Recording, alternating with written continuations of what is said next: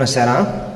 Vă mulțumesc foarte mult pentru că sunteți alături de noi. Numele meu este Radu Soviani și am onoarea să moderez acest eveniment, Investițiile străine în România, condiție esențială pentru dezvoltare. Este un eveniment organizat de Fundația Dignitas și este doar primul dintr-o serie de evenimente care își propune să vă readucă la oaltă și să arate modul în care investițiile din capital autohton și investițiile străine reușesc să contribuie la dezvoltarea economică.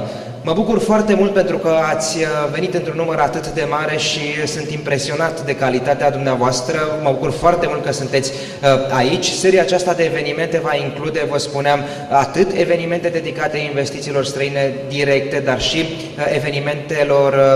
evenimente dedicate investițiilor din capital autohton. Între timp, între evenimente vor fi și activități suport organizate de Dignitas. Peste un an ne vom vedea aici pentru o gală, dar până atunci vor fi aceste evenimente. Deci am început cu investițiile străine, poate întâmplător, poate nu. Vreau să spun însă că ne aflăm cu toții în Palatul Bragadiru, o investiție din capital autohton. Palatul Bragadiru împlinește în anul următor 120 de ani. În 1894 a început construcția și în 1895, în doar un an, a fost finalizat. Cât de repede avem capacitatea de a transpune în dezvoltare economică investițiile românești și investițiile străine ține doar de dumneavoastră și de direcțiile pe care dumneavoastră, mediul de afaceri, le trasați decidenților. Vreau ca în debutul acestui prim panel să ofer cuvântul domnului Robert Cazanciuc, ministru al Justiției, pentru a ne spune câteva cuvinte. Vă rog, domnule ministru.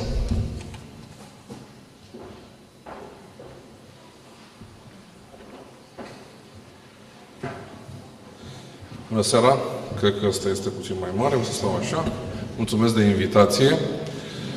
Am avut astăzi ocazia să vorbesc în Parlament despre procurori și penitenciare.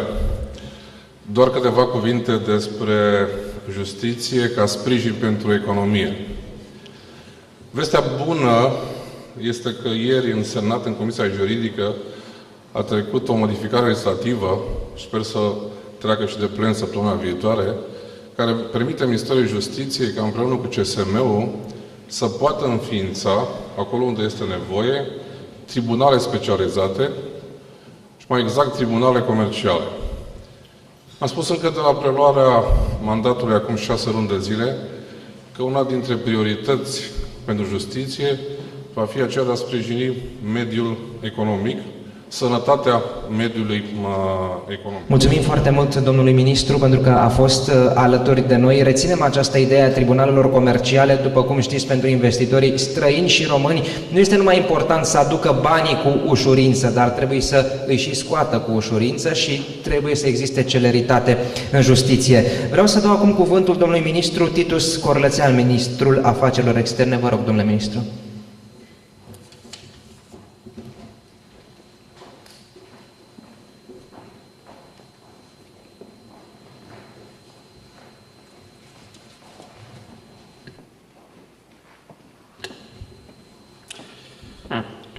Bună seara, doamnelor și domnilor! Vreau să vă salut și să mulțumesc din start organizatorilor Fundației Dignitas pentru invitația pe care mi-a adresat-o. Am răspuns cu mare plăcere acestei invitații pentru că vorbim despre o temă care reprezintă prioritatea oricărui guvern responsabil, mai ales în acest context internațional și european încă destul de complicat și, în egală măsură, constituie un obiect de interes și de acțiune pentru orice minister de externe în spațiul european. Pentru că astăzi diplomația europeană înseamnă, în bună măsură, un joc al competențelor și al competiției pentru accesul la resurse. Și acesta este un element cheie, rezultatul unei mutații profunde, unor reașezări determinate de criza internațională, criza economică, cu multiple însă efecte politice, de natură strategică, de natură economică. Astfel încât și pentru noi, la nivelul Ministerului Afacerilor Externe a României, promovarea interesului românesc de atragere a investițiilor străine în țară, de a prezenta o imagine a României care să genereze interes, încredere și confort pentru investitorii străini, imagine bazată pe stabilitate, pe predictibilitate și transparență, este, în mod inevitabil, un element al mandatului acțiunii de politică externă a României. În cursul lunii octombrie și noiembrie, Bucureștiul va găzdui două reuniuni multilaterale importante, una într-un format ceva mai larg, cu o prezență consistentă a Europei Centrale și de Est, la un nivel politic corespunzător, cu un mare partener internațional. Vorbim de o componentă economică și de investiții extrem de importante și evident că anunțul va fi făcut la momentul oportun. În egală măsură, asta pot să o anunț public, la sfârșitul lunii octombrie, Ministerul de Externe împreună cu Comisia Europeană vor organiza cea de-a doua ediție a forumului Strategiei Dunării, îl putem numi așa, cu o componentă politică, miniștrii de externe, dar și miniștrii dezvoltării regionale, companii, reprezentanți înalți proveniți din statele riverane și nu numai ale regiunii. Mulțumim foarte mult domnului ministru. Îl invit pe domnul Adrian Vasilescu, consilier al guvernatorului BNR, să verificăm dacă ceea ce simte domnul ministru Corlățean, creșterea interesului investitorilor străini pentru România, se reflectă în date. Pentru anul trecut am avut o creștere a investițiilor străine directe cu 16,7%. Mai multe, domnul Vasilescu, vă rog. Bună seara! Vecinul meu de masă, fiind domnul ministru Varujan Vosganian, mi-am amintit dintr-o dată că acum vreo 20 de ani eu eram în fața unui televizor, l-am văzut pe domnia sa într-o dezbatere aprinsă pe ecran, se discuta, nu mai aduc aminte detaliile, dar esențial mi-l amintesc. Ce înseamnă depunător și ce înseamnă investitor. Domnia sa chiar spunea că depunătorul la o bancă pune bani acolo la adăpost, el nu este investitor. Nu-i mai numiți investitori pe depunători. Investitorul este cel care își asumă un risc, care aruncă bani într-o afacere, în dezvoltări, în creșteri. Parcă așa era, domnule ministru. E bine, pe vremea aceea erau foarte puțini investitori la noi. Depunători nu erau nici ei prea mulți. Abia din anul 2000 a început să crească ușor numărul investitorilor, iar în 2004 chiar am avut o explozie. Din 2004 în 2008 au fost 5 ani, 2004-2008, 5 ani foarte speciali în România.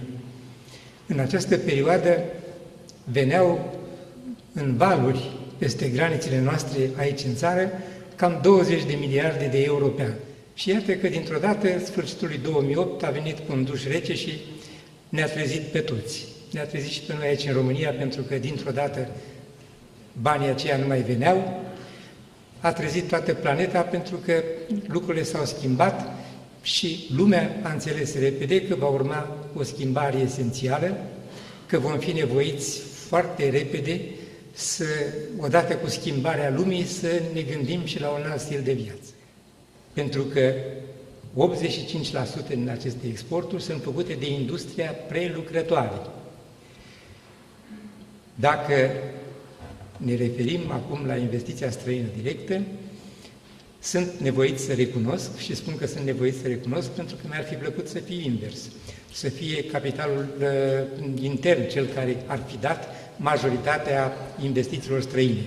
Dar iată că din acest export masiv al României,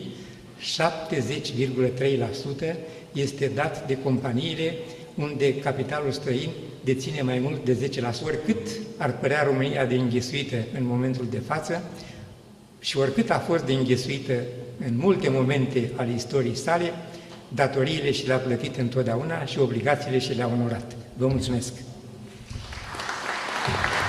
Mulțumim foarte mult domnului Vasilescu. O să îl invit pe domnul Varujan Vosganian, fost ministru senator, pentru a ne spune gândurile domniei sale.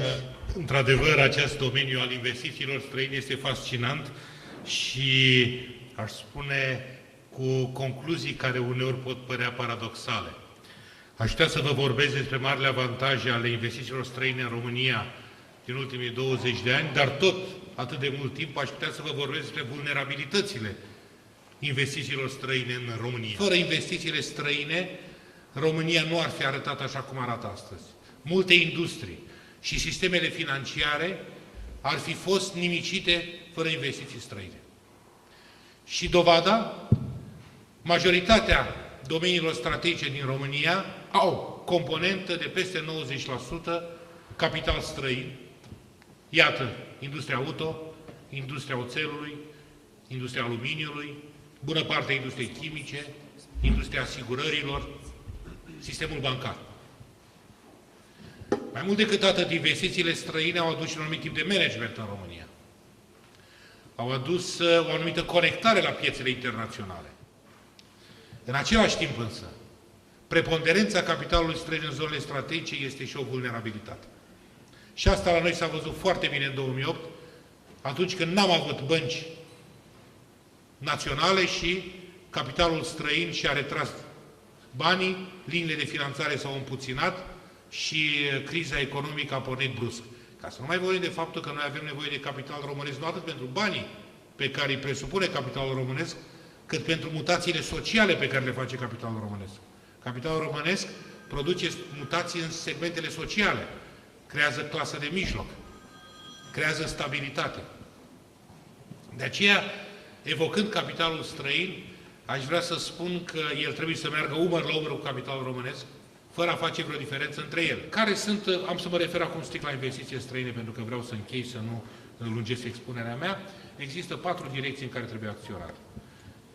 Sau mai degrabă 4 lucruri pe care nu trebuie să le mai facem. Nu trebuie să mai existe instabilitate legislativă.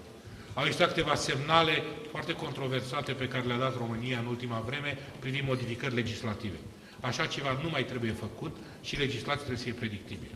În al doilea rând, trebuie să refacem structura instituțională. România în acest moment nu are practic nicio structură care să se ocupe de investiții străine.